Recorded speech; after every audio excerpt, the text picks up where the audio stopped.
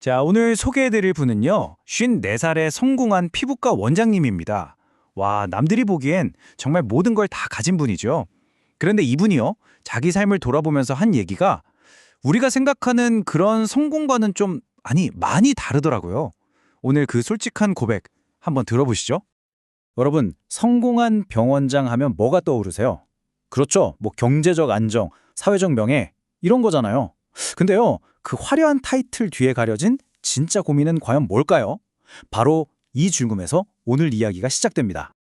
누군가 이분한테 이렇게 물었대요. 혹시 후회하신 적 없으세요? 그랬더니 대답이 정말 단호했습니다. 매일 있어요. 네?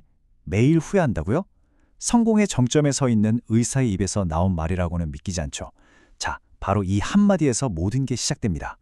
아니, 대체 뭘 그렇게 매일 후회한다는 걸까요?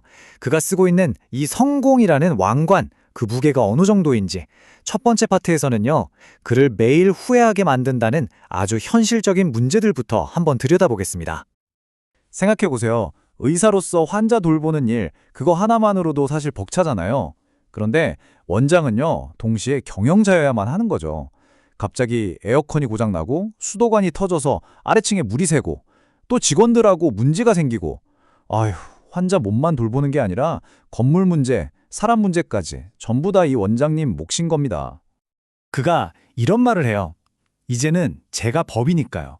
와, 이 한마디에 정말 모든 게 담겨 있지 않나요? 월급 받는 페이닥터일 때는 그냥 환자한테만 집중하면 끝이었는데 지금은 병원에서 일어나는 모든 결정과 그 책임이 전부 오롯이 자기 어깨 위에 있는 거예요. 누구랑 나눌 수도 없는 그런 무게죠. 그래서일까요? 스스로를 개미 같다고 표현하더라고요. 그냥 앞만 보고 묵묵하게 끝도 없이 일만 하는 삶. 상상되시죠? 이 거대한 책임감이라는 짐을 등에 지고 매일 똑같은 길을 그냥 걸어가는 그런 모습이요. 자, 그러면 이분은 처음부터 피부과 의사가 꿈이었을까요? 전혀 아니었습니다. 지금 이 자리에 오기까지 그가 걸어온 길을 들어보면요. 와, 정말 우리가 상상하는 것보다 훨씬 더 험난하고 어떻게 보면 좀 극적이기까지 합니다. 놀라지 마세요. 이분의 시작은 피부과가 아니었어요. 바로 몸속의 호르몬을 다루는 내분비 내과 의사였습니다. 그러니까 겉으로 보이는 피부가 아니라 우리 몸속의 근본적인 문제를 다루던 의사였던 거죠. 그리고 바로 이 경험이 나중에 그의 가장 강력한 무기가 됩니다. 이분의 커리어는 진짜 롤러코스터 같아요. 잘 나가던 내분비내과 의사였는데 갑자기 베트남에 종합병원을 세우겠다는 엄청난 꿈을 꾸고 모든 걸 걸고 달려갑니다. 그런데 하필 그때 코로나19 팬데믹이 터지면서 모든 게 물거품이 돼버렸어요. 그 거대한 좌절 끝에서 그는 완전히 다른 길을 가야만 했습니다. 그때 와르르 무너졌죠. 정말 모든 걸 쏟아부었던 꿈이 한순간에 사라졌을 때 심정이 어땠을까요? 그는 딱 이렇게 표현하더라고요. 근데 정말 중요한 건 뭔지 아세요? 그는 그 무너진 자리에서 결국 다시 일어섰다는 겁니다. 아니, 그렇게 큰 좌절을 겪었는데 어떻게 다시 일어설 수 있었을까요? 그 힘은 대체 어디서 나왔을까요? 네, 바로 그 답은요, 그의 절대 흔들리지 않는 진료 철학이 있었습니다. 그의 철학은 바로 이거예요. 망가진 퍼즐을 풀지 못하면 절대 좋은 답을 얻을 수 없다. 대부분의 의사들이 눈에 보이는 증상, 그러니까 피부 트러블 자체에 집중할 때 그는 그 피부 문제를 일으킨 망가진 퍼즐 조각, 즉 근본 원인을 찾아 나선다는 거죠. 피부는 그냥 신호일 뿐이고 진짜 문제는 우리 몸속에 있다는 걸 그는 이미 알고 있었던 겁니다. 그래서 그의 치료 방식은 굉장히 체계적이에요. 그냥 피부 한번 보고 약 처방하고 끝, 이게 아니고요.